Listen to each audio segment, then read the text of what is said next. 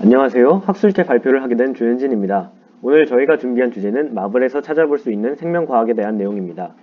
시작하기에 앞서 저희들의 연구 동기를 먼저 보고 갈게요. 최근에 과학과 관련된 어떤 발표를 통해 SF 영화에 나오는 물건 중 하나가 현실적으로 가능한 기술임을 알게 되었습니다. 그래서 저희는 다른 SF 영화 또는 판타지 영화에 나오는 신기한 물건들도 과학적으로 설명이 가능한지 궁금증이 생기게 되었고요. 만약 과학적으로 설명이 가능한 물건이 있다면 그것의 원리를 탐구해보고 싶었고 이것의 원리를 궁금해하는 학우들을 위하여 조사를 해보기로 결정하게 되어 결론적으로는 학술제의 주제로 선정하게 되었습니다. 일단 목차를 보시면 두 가지 큰 주제, 두 명의 캐릭터를 준비한 걸 알 수 있죠. 첫 번째로는 우리의 친절한 이웃 스파이더맨이고요. 두 번째로는 팔이 엄청 멋있는 윈터 솔저에 대해 탐구를 했습니다. 먼저 첫 번째 큰 주제 스파이더맨입니다. 일단 목차는 이렇게 되어 있고요. 첫 번째로는 스파이더맨에 대해 짧게 설명하겠습니다. 너무나도 많은 친구들이 알겠지만 주인공인 피터 파커가 우연히 유전자 변형이 일어난 거미에 의해 물리게 되었고 이로 인해 신체적인 변화가 일어나 거미의 능력을 가지게 됩니다. 그 능력을 이용해 사람들을 도우는 것이 우리의 친절한 이웃 스파이더맨이다 라고 볼 수 있죠. 이 목차는 간단하게 넘어가고 다음 목차에 앞서 하나 짚고 넘어갈 부분이 있습니다. 물리기만 했는데 왜 스파이더맨이 되었는가? 라는 거죠. 확실히 보통의 상황에서 무언가 물린다고 특별한 변화가 일어나진 않습니다. 박쥐에 물린다고 배트맨이 되는 것도 아니고 개에 물린다고 개가 타진다거나 비트코인에 물린다고 물고기가 되는 건 아닌 것처럼요. 당연히 거미에 물리는 상황마저도 유전자 변형이 일어나기 쉽지 않습니다. 그렇다면 그게 또 아예 불가능한가? 그건 또 아니죠. 이어서 두 번째, 유전자 변형 기술과 스파이더맨입니다. 어떤 한 연구에서는 거미가 만약 RNA 종양 바이러스를 가지고 있으면 가능하다고 합니다. 이 바이러스는 숙주의 DNA 속에 들어가 잠식하는 능력을 가졌기 때문인데요. 거미에 물리는 순간 바이러스가 몸속에 흘러들어가 DNA 배열에 영향을 주기 때문입니다. 현재도 이 RNA 종양 바이러스를 이용한 기술은 활발히 연구되고 있고 최근에는 암 유전자를 치료한 사례까지 나오고 있습니다.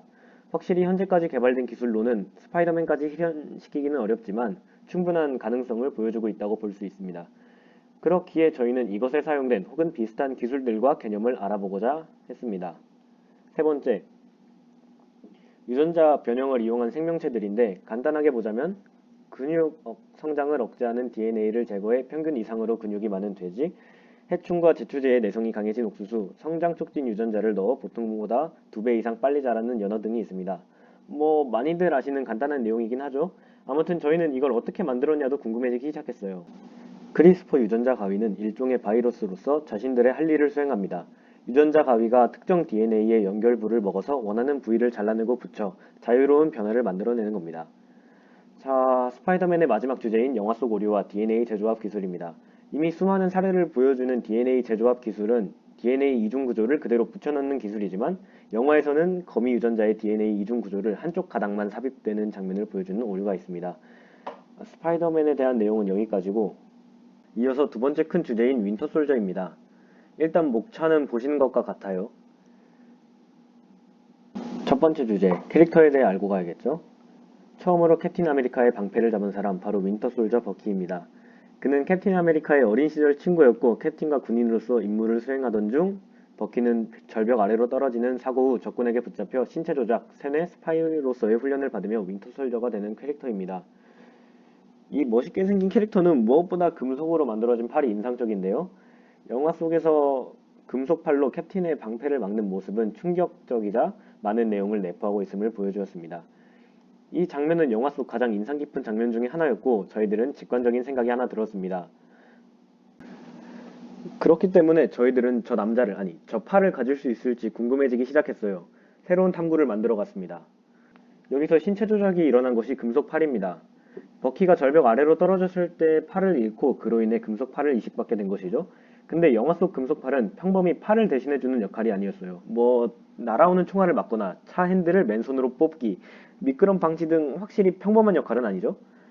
엄청 강하고 멋진 팔이었고 저의 궁금증은 이 부분을 더 파고 들어가다가 새로운 생각이 났습니다. 분명히 금속팔인데 신경이 이어지는 모습을 보여주는 부분이었어요.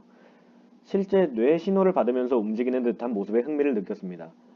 우리가 평소 접하는 평범한 의수를 생각해보면 특히 내부자들이라는 영화에서 이병헌이 의수로 된 손목을 돌리는 모습 같은 게 떠오를 수 있습니다. 하지만 아무리 자세히 보아도 움직일 것 같지는 않죠. 뇌가 보내는 신호를 전달받으면서 움직이는 팔은 아니었어요. 그런 이유로 병원이형과는 다른 사람의 의지로 움직이는 금속팔에 대하여 알아보았습니다. 언젠가 배웠을 내용이지만 많이 잊어버렸을 것이라 생각하고 설명하자면 팔의 안쪽 근육인 이두근, 팔의 바깥쪽 근육인 삼두근 같은 근육은 골격의 움직임을 일으키는 골격근이라 합니다. 골격근은 대뇌의 신호를 받는 수의근이에요. 즉 강한 신호를 받아야 움직이는 인공팔을 만들 때 중요한 역할을 한다는 것이겠죠?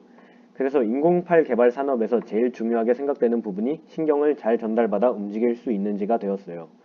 왜냐하면 인공팔을 이식받는다는 것은 한쪽 팔 혹은 손이 전체적으로 없어지는 경우가 대부분이기 때문이에요.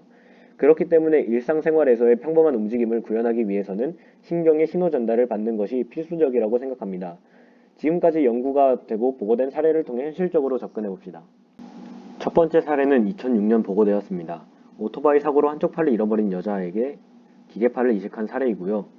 이때 사람의 왼쪽 가슴 근육에서 나오는 전기 신호를 이용한다는 발상을 내놓았고 두뇌에서 왼팔을 움직이고 싶다는 신호를 신경으로 보내면 이 신호가 증폭돼 기계팔에 전달되어 팔과 관절을 움직이게 해서 원하는 동작을 만들어내는 것이 첫 번째 사례입니다. 이 경우에는 뇌에서 나온 전기 신호를 곧바로 증폭시켜 사용하는 방식입니다. 두 번째 사례는 2007년 교통사고 때문에 전신마비가 온 남자가 2015년 자신의 뇌의 센서를 마비된 팔과 손가락에 전극을 심는 수술을 받게 되었습니다. 남자의 뇌에 부착된 센서는 대뇌에서 발생하는 뇌파를 포착해 컴퓨터로 보냅니다. 대뇌는 우리의 몸의 움직임을 통제하는 부위고 사람이 몸을 움직이려고 생각하면 대뇌에서는 이런 지시를 내리는 뇌파가 발생하는데 센서가 이 뇌파를 포착해 컴퓨터로 보내는 것입니다. 이 두 가지 사례를 모아 저희들은 일련의 가능성을 보았어요. 그리고 다음으로 더 발전된 부분은 없는지 찾아봤습니다. 이 사례들은 움직임을 구현했다는 것에 의의가 있죠. 하지만 우리의 실제 손은 팔을 움직이고 손가락을 움직이면서 더 많은 정보를 습득할 수 있습니다. 뜨거운 것을 만졌을 때의 감각이라든지 특히 고통과 관련된 느낌을 잘 받을 수 있죠. 그래서 과학자들은 자유로운 움직임만으로 만족하지 않았고 지금은 자유로운 움직임은 물론 손끝에서 느껴지는 감각까지 실현시키는 것을 목적으로 두고 있다고 합니다. 위에 관련된 연구가 있어요. 2017년 로봇 손끝에 장착돼 실제 사람의 피부처럼 촉각을 느낄 수 있는 센싱 기술이 개발되었다고 합니다. 이는 촉감을 느끼는 접촉 센서 부분을 공합 튜브로 연결해 기존의 전자 센서가 작동하기 어려웠던 수중과 고온 환경에서 활용할 수 있다고 합니다. 연구팀은 사람의 손끝에서 뇌까지 중추신경계를 따라 촉감 신호가 전달되는 원리를 모사했습니다.